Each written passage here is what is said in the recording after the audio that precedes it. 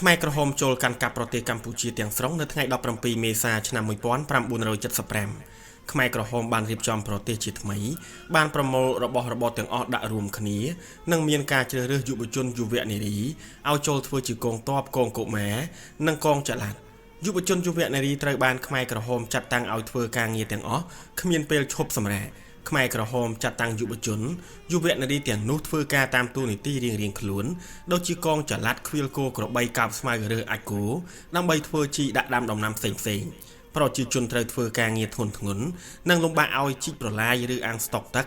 លើកទំនប់កាប់ភ្លឺស្រែរានដីដើម្បីធ្វើស្រែចម្ការសន្តិជាយុវជនម្នាក់ត្រូវបានខ្មែរក្រហមចាត់តាំងឲ្យធ្វើស្រែនៅភូមិត្រមេងឃុំត្រមុងនិងដឹកនាំសមាជិកក្រុម12នាក់ដើម្បីកោះគល់ឈើនិងរៀនដីសម្រាប់ធ្វើស្រែចម្ការបន្ទាប់មកដឹកនាំសមាជិកក្រុម2ភូមិងើទៅលើកទំនប់នៅបឹងក្រចាប់ក្នុងឃុំជីរ៉ូទី2ស្រុកត្បូងឃ្មុំខេត្តកំពង់ចាមបច្ចុប្បន្នខេត្តត្បូងឃ្មុំដូច្នេះសន្តិត្រូវឃ្លាតឆ្ងាយពីគ្រួសារដោយសារការចាត់តាំងរបស់ខ្មែរក្រហមឈ្មោះសន្តិអាយុ82ឆ្នាំកើតនៅភូមិជ្រៃឃុំត្រមុងស្រុកមេមត់ខេត្តកំពង់ចាមបច្ចុប្បន្នរស់នៅភូមិឃុំដដែលមានឪពុកឈ្មោះម៉ាក់សាន់និងម្ដាយឈ្មោះស៊ីមនិងមានបងប្អូនចំនួន4នាក់ប្រុសទាំង4ឪពុកម្ដាយបានស្លាប់បាត់បង់ជីវិតអស់ទៅហើយសប្តាហ៍ថ្ងៃខ្ញុំមានប្រពន្ធឈ្មោះពិលអឿមអាយុ75ឆ្នាំកាលពីកុមារភាពទឹកមិនបានរៀនសូត្រនោះទេព្រោះនៅមើលថែម្ដាយដែលឈឺជើងដើរទៅណាមិនរួចបានតែនៅមួយកន្លែងអាយុ13ឆ្នាំទឹកចេះដាំបាយធ្វើម្ហូបរ៉ាប់រងការងារគ្រប់បែបយ៉ាងជំនួសម្ដាយបន្ថែមពីនេះទៅទៀតទឹកត្រូវមើលថែទាំប្អូនតូចៗ3នាក់ទៀតព្រោះទឹកគឺជាកូនច្បងនៅក្នុងគ្រួសារក្រៅពីមើលថែទាំម្ដាយនិងជីដូនម្នាក់ទៀតជាហេតុធ្វើឲ្យក្មេងប្រុសម្នាក់នេះមិនបានសិក្សារៀនសូត្រមិនចេះសរសេរអានអក្សរដល់សប្តាហ៍ថ្ងៃចំណែកប្អូនប្រុសទាំង3នាក់បានចូលរៀនទាំងអស់គ្នាប្អូនទាំង3របស់ទឹកបានរៀនសូត្រនៅវត្តកន្ទួតចំណែកក្មេងស្រីមិនបានរៀនសូត្រព្រោះកាលសម័យនោះព្រះសង្ឃគឺជាអ្នកបង្រៀននៅក្នុងវត្តកន្ទួតតែម្ដងប្អូនឈ្មោះគិតបានរៀនសូត្រនិងបួសជាព្រះសង្ឃដែលមានហើយក៏មានចំណេះដឹងច្រើនចំណែកប្អូន2នាក់ទៀតឈ្មោះពេញនិងឈ្មោះត្រឹងបានរៀនសូត្រដែរប៉ុន្តែមិនបានបួសជាព្រះសង្ឃទេ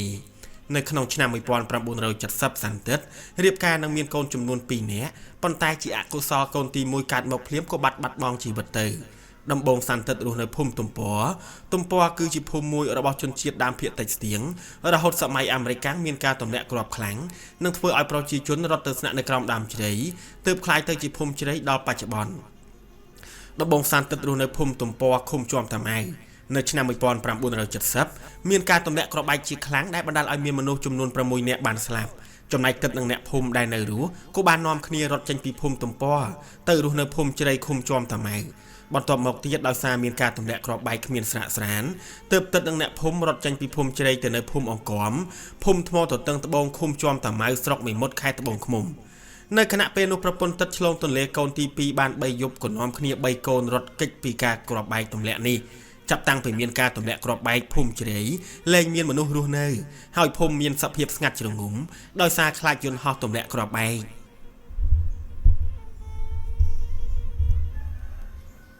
អំឡុងឆ្នាំ1970ដល់ឆ្នាំ1973នៅភូមិទំព័រមានការទម្លាក់គ្រាប់បេប្រភេទ52ឪពុកធំឈ្មោះសេងត្រូវអំបែងគ្រាប់ផ្លោងស្លាប់ភ្លាមនៅមួយកន្លែងតែម្ដង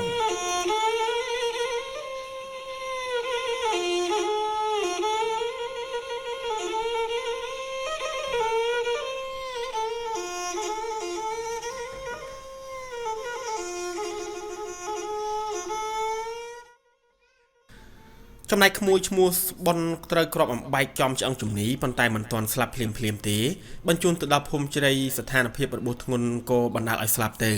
នៅពេលនោះប្រជាជននៅតាមផ្ទះនីមួយជីករណ្ដៅត្រង់សេឬលេនដ្ឋានគ្រប់គ្នាសម្រាប់ឲ្យសមាជិកក្រុមគ្រួសាររបស់ពួកគេជ្រកការពារខ្លួនដើម្បីជៀសវាងពីការមានការទម្លាក់គ្រាប់បែកមកម្ដងទឹកបានចូលលាក់ខ្លួនក្នុងត្រង់សេជាញឹកញាប់និងមិនបានចេញធ្វើការងារឡើយហើយពេលខ្លះទឹកដេកក្នុងត្រង់សេតែម្ដងការទម្លាក់គ្រាប់បែកនិងវាប្រយុទ្ធគ្នាមានរយៈពេល5ឆ្នាំគឺពីឆ្នាំ1970រហូតដល់ឆ្នាំ1975ទើបឈប់នៅថ្ងៃទី17ខែមេសាឆ្នាំ1975កងកម្លាំងខ្មែរក្រហមឡើងគ្រប់គ្រងអំណាចទាំងស្រុងសន្តិនិងប្រជាជនក៏ត្រឡប់មកភូមិកំណើតវិញពេលនោះនៅក្នុងភូមិជ្រៃលែងមានការទម្លាក់គ្រាប់ទៀតហើយព្រោះខ្មែរក្រហមវាឈ្នះទាហានលន់នល់ នៅពេលខ្មែរក្រហមចូលមកខ្មែរក្រហមបានចាត់តាំងកូនប្រុសច្បងឈ្មោះផាតឲ្យធ្វើជាឆ្លប់ឃុំចំណែកទឹកត្រូវបានចាត់តាំងឲ្យធ្វើជាមេក្រុមទឹកនៅក្រុមទី1ដោយការនោះមាន4ក្រុមហើយក្នុងមួយក្រុមមានសមាជិកចំនួន12គ្រួសារក្នុងមួយក្រុមមានអ្នកដឹកនាំចំនួន3នាក់គឺមានប្រធានអនុប្រធាននិងសមាជិកដែលមើលការខុសត្រូវលើសមាជិកចំនួន12នាក់នេះ12គ្រួសារនេះក្រោយមកខ្មែរក្រហមបានជំនះទឹកនិងប្រជាជនចេញពីភូមិជ្រៃឲ្យទៅភូមិអណ្ដូងជួស្ថិតនៅក្នុងស្រុកមេមត់ព្រោះប្រជាជននៅក្នុងភូមិអណ្ដូងជួមួយចំនួនបានទៅរស់នៅប្រទេសវៀតណាមខ្មែរក្រហមបញ្ជូនប្រជាជនក្នុងភូមិជ្រៃឲ្យទៅរស់នៅជំនួសប្រជាជនក្នុងភូមិអណ្ដូងជួវិញពេលទៅដល់ភូមិអណ្ដូងជួខ្មែរក្រហមបានចាប់ផ្ដើមចាត់តាំងប្រជាជនឲ្យហូបបាយរួមនិងបែងចែកកម្លាំងប្រជាជនឲ្យតាមការងារក្រុមរៀងៗខ្លួនខ្មែរក្រហមមិនឲ្យប្រជាជនរស់នៅជួបជុំគ្រួសារទេគឺបំបីប្រជាជនឲ្យទៅរស់នៅឆ្ងាយពីគ្នាហើយយូរម្ដងទើបអនុញ្ញាតឲ្យមកជួបជុំគ្នាខ្មែរក្រហមបែងចែកយុវជនឲ្យទៅធ្វើកងទ័ពចំណែកកុមារទៅឃ្វាលគោនិងធ្វើការងារផ្សេងទៀតតាមការចាត់តាំងរបស់ខ្មែរក្រហមអំឡុងពេលនោះខ្មែរក្រហមចាត់តាំងទឹកឲ្យមកធ្វើស្រែនៅភូមិត្រមេងឃុំត្រមុងដូច្នេះទឹកមិនបានរស់នៅជាមួយប្រពន្ធកូនឡើយមួយរយៈក្រោយមកខ្មែរក្រហមផ្លាស់ឲ្យទៅនៅភូមិងើវិញនៅទីនោះប្រហែលជាខ្មែរក្រហមចាត់តាំងទឹកឲ្យធ្វើជាមេក្រុមដឹកនាំសមាជិកក្រុម12នាក់ដើម្បីកោះគោលឈើនិងរៀនដីសម្រាប់ធ្វើស្រែចម្ការបន្ទាប់មកទឹកដឹកនាំសមាជិកក្រុមភូមិងើទៅលើកទំនប់នៅបឹងក្រចាប់ក្នុងឃុំជីរ៉ូទី2ស្រុកត្បូងឃ្មុំខេត្តកំពង់ចាមបច្ចុប្បន្នខេត្តត្បូងឃ្មុំ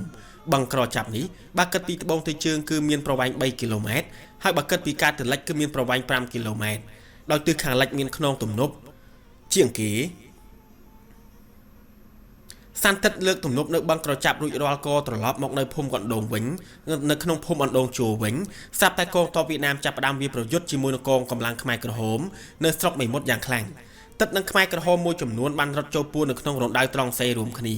ឃើញដូច្នេះខ្មែរក្រហមក៏ជំនះទឹកចេញពីភូមិអណ្ដូងជួឲ្យមកភូមិជ្រៃវិញទឹកធ្លាប់ឃើញមានខ្មែរក្រហមសម្លាប់មនុស្សដោយផ្ទាល់ភ្នែកចំនួន3នាក់ដោយវាយទម្លាក់ចូលអណ្ដូងនៅខាងភូមិអង្គមឃុំជាំតាម៉ៅទឹកមិនស្គាល់អ្នកដែលស្លាប់យ៉ាងនោះទេព្រោះសុទ្ធតែអ្នកខ្មែរក្រហមជំនះមកថ្មីប្រជាជនខ្មែរក្រហមយកទៅសម្លាប់ទាំងនោះប្រជាជនដែលខ្មែរក្រហមយកទៅសម្លាប់ទាំងនោះគឺខ្មែរក្រហមចោទថាបពុរបស់លន់នល់ក្រោយមកទៀតទឹករត់ភៀសខ្លួនទៅថ្មក្រែក្នុងខេត្តក្រចេះរយៈពេល2យប់ទើបជាកប៉ាល់បន្តទៅស្រុកស្ទឹងត្រង់ទឹកដេកអត់អាហារនៅក្នុងស្តុកស្ទឹងត្រង់មួយយប់ទើបធ្វើដំណើរបន្តទៅខេត្តកំពង់ធំរហូតដល់ប្រទេសកម្ពុជាត្រូវបានរំដោះនៅថ្ងៃទី7ខែមករាឆ្នាំ1979ពេលមកដល់ខេត្តកំពង់ចាមទឹកបានជួបជាមួយនឹងកងទ័ពវៀតណាមហើយកងទ័ពវៀតណាមក៏បានចែកអង្គរឲ្យទឹកដាំបាយហូបតាមផ្លូវទឹកបានដើរនឹងដេកនៅតាមផ្លូវអស់រយៈពេលជាច្រើនថ្ងៃទើបមកដល់ភូមិជ្រៃពេលមកដល់ភូមិជ្រៃដំបងទឹកឃើញមានប្រជាជនខ្លះមកដល់ផ្ទះសំបីមុនខ្លួនទៅទៀតចំណែកផ្ទះរបស់ទឹកត្រូវបានកងទ័ពវៀតណាមយកធ្វើជាស្នាក់ការពេទ្យចាប់តាំងពីពេលនោះទឹកមិនបានផ្លាស់ទៅទីណាទៀតទេគឺរស់នៅក្នុងភូមិជ្រៃរហូតដល់បច្ចុប្បន្ននេះពេលដែលទឹកធ្វើដំណើរត្រឡប់មកស្រុកកំណើតវិញទឹកពិតជាសប្បាយរីករាយណាស់ដោយបានជួបជុំប្រពន្ធកូនហើយរស់នៅប្រកបដោយសុខសុភមង្គលសុខសន្តិភាពមានសេរីភាពនិងមានសិទ្ធិគ្រប់បែបយ៉ាងទឹកសង្ឃឹមថារបបខ្មែរក្រហមមិនវិលត្រឡប់មកទៀតទេក្នុងនាមខ្ញុំជាអ្នករស់រានមានជីវិតម្នាក់នៅក្នុងរបបខ្មែរក្រហមសូមឲ្យក្មេងៗចំនួនក្រោយខិតខំរៀនសូត្រឲ្យមានចំណេះដឹងនិងដោះស្រាយបញ្ហាដោយសន្តិវិធីនិងចេះស្រឡាញ់ប្រទេសជាតិខ្លួនមជ្ឈមណ្ឌលឯកសារកម្ពុជាថ្ងៃទី2ខែកុម្ភៈឆ្នាំ2024ម៉ាប់ស៊ីណាសម្ភាសជាមួយនឹងសាន់ទឹកភេទប្រុសអាយុ82ឆ្នាំ